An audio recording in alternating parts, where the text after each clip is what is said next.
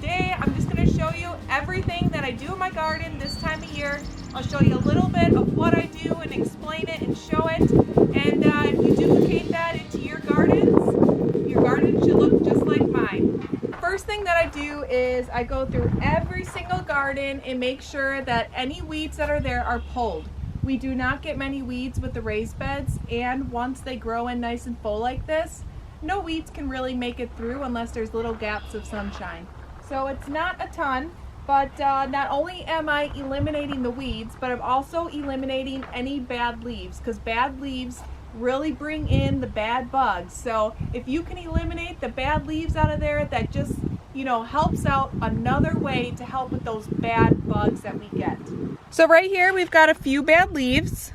They're starting, and I don't want them to just sit here because that's where the bad bugs will come on to. They love the old leaves. They love to burrow in them. They love to lay eggs on them, and then they go up into your good leaves in your plant and they ruin it.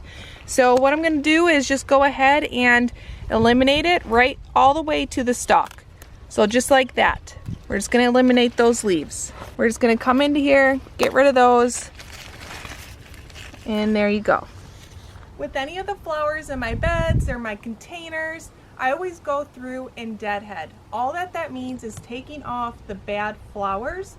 By taking off those bad flowers, it allows the plant to really use its energy to create more flowers and more and better growth of the actual plant. So another thing that I start doing this time of year in my garden is controlling my garden. Now, you don't have to control your garden at all. If you like things to just grow wild and just do their thing, that's okay too. We just like a little bit more order, so that way, you know, we get a better bounty on all of our vegetables and a great harvest. And by controlling, that allows you to have your plants produce more because they're not overcrowding or taking over others. So I'm just gonna kind of show you a little bit of what I do there. So right here I grew my pickles in front of some ornamental corn. The ornamental corn I seeded a few weeks before planting outdoors, only because I wanted it to already have a foot of growth before seeding the pickles, because in that way they won't get taken over by the pickles. So as you see, the timing of that worked out perfectly. So once these were a foot tall, I went ahead and I planted them right on the corner of this raised bed, and then I went ahead and seeded 3 little mounds of pickles. So now with the pickles, they are close to flowers and they are close to peppers over here. So I keep working the pickles to work off the sides of the raised bed rather than into the peppers here. Because if they run into the peppers there, they're gonna want to climb up the peppers, take them over, and then we won't have any peppers because the peppers wouldn't have sun. This vine right here is already starting to go towards this pepper. So what I'm gonna do is just kind of move it over off the side there. We're just gonna kind of curve it that way. So we're kind of just, you know, sending it on a detour, which is actually the right direction because we don't want it to take over our peppers here. So the reason why I planted the pickles right by the corn is so that way it had some coverage there. I always notice that whenever we seed the pickles, the best ones and the ones that produce the most are the ones that have a little bit of shade or coverage from other plants and varieties. So this year I thought, hey, you know what? Let's try it the old-fashioned way. So it's still getting sun, but it gets some protection so it's not that full hot sun for a full 16 hours that we get here this time of year. So even in here, it keeps the leaves nice and lush. I've never seen so many blossoms. I've never seen so many pickles on a plant like I have this year with this corn. The other thing that I do in my garden that I really feel contributes to a successful garden is aeration and hand tilling in between the varieties. All I do is I take my hand tiller and just go like this. So you're not digging in deep, you're just kind of working on the top. This allows for aeration, and for the next time that I water, it'll go through really, really nice rather than just sitting on top. After hand tilling, it's the best time to fertilize. I fertilize once a week in my garden, And if you're an organic gardener, I've tried and used Job's, which I really liked. It's a dry one, but it gets a little stinky. You can also use Tone, which doesn't smell really, and you can also use worm castings, and that has no scent. And what you're going to want to do is just top dress around the plant, just sprinkle it around after you hand tilt, and then you can go ahead and water.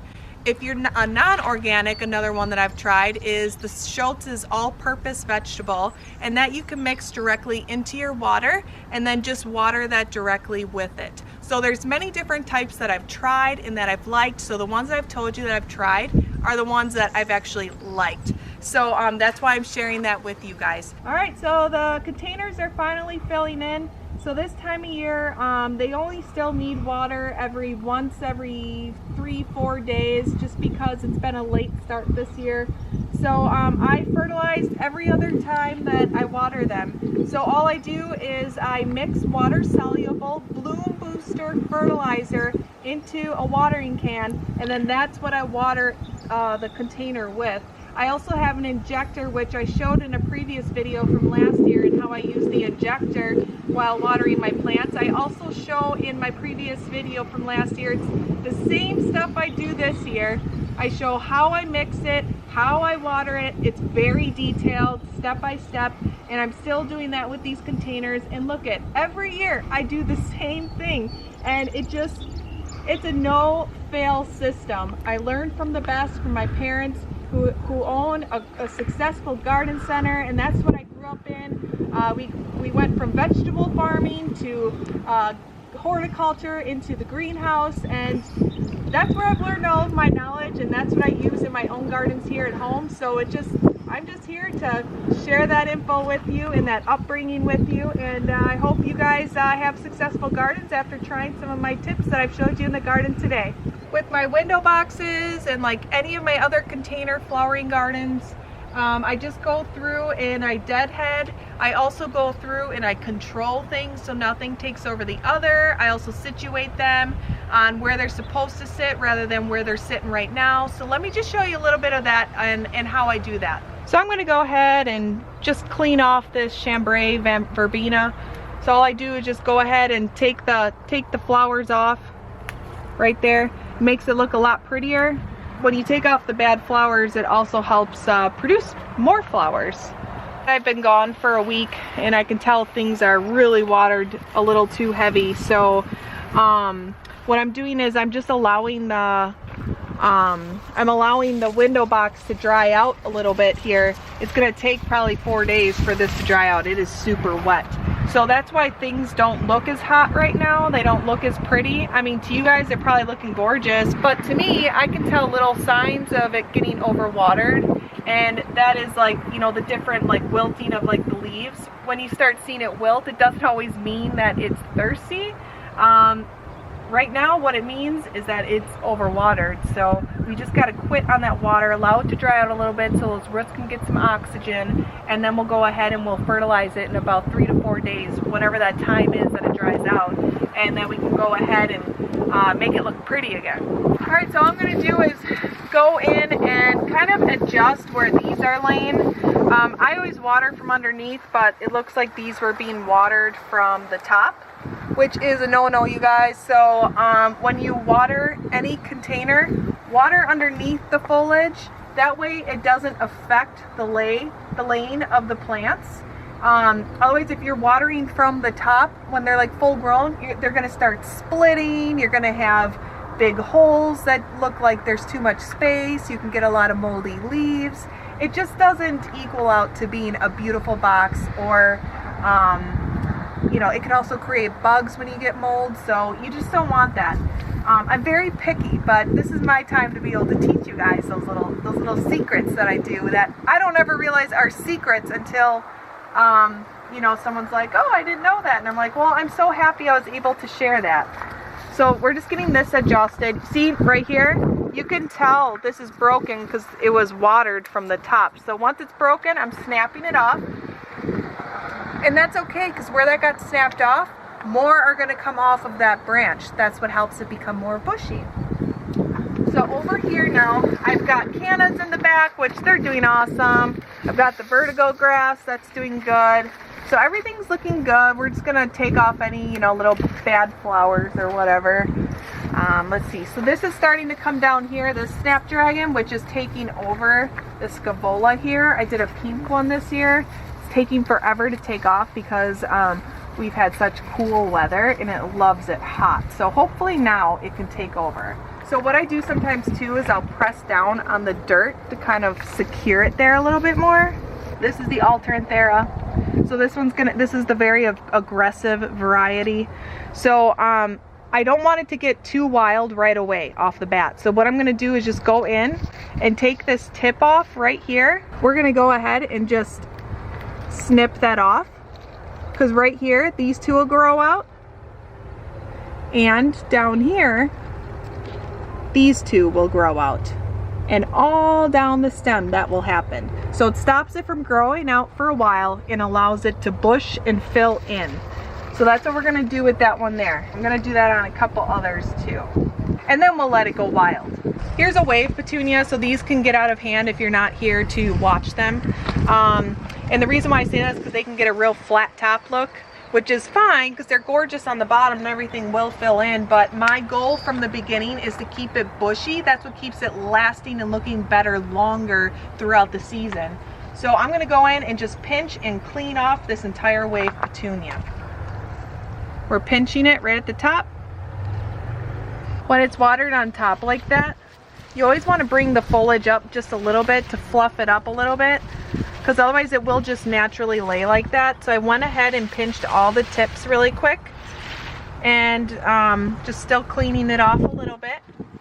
But I mean, can't you just tell the difference? Before it was just laying flat, but now that I pinched, cleaned it, fluffed it out like a big hairdo, you know, you gotta go like this, you gotta go, you know, before anyone takes a picture, what do? They always go like this, right?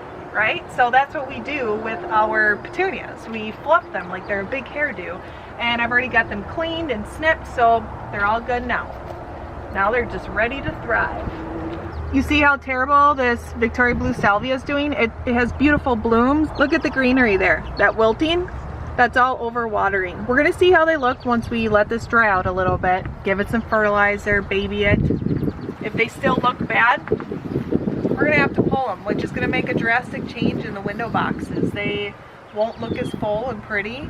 We'll probably stuff something else in there and hopefully it'll fill in, but it's kind of disappointing because this year we're actually having a photo shoot done by Country Gardens magazine. We'll be featured in their magazine in I think 2021, I want to say. I'm not sure. But these are the window boxes that are being photographed. So it's a little upsetting, but I'm going to do what I can and we'll see what happens. So I'm just going through and bringing the longer strands of the scaevola to the front. That way it can start growing more vigorously off the front, so it goes and meets up with the wave petunia. Because otherwise right now it just looks like these two little lumps sticking out here, you know? So it's supposed to be these, you know, with it. And it will be. We got to be a little patient yet.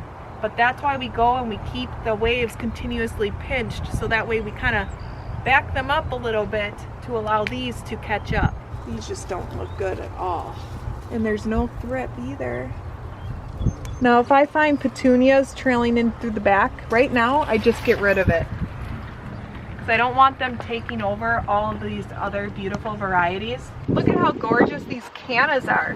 These are the orange seeded cannas. My dad seeded these.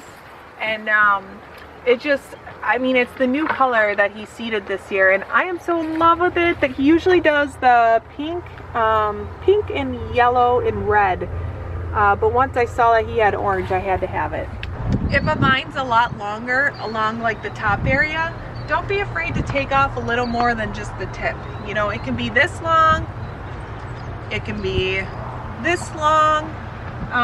You just want to make it look like a layered haircut. That's pretty much all I'm doing. So I'm just cleaning this one up a little bit.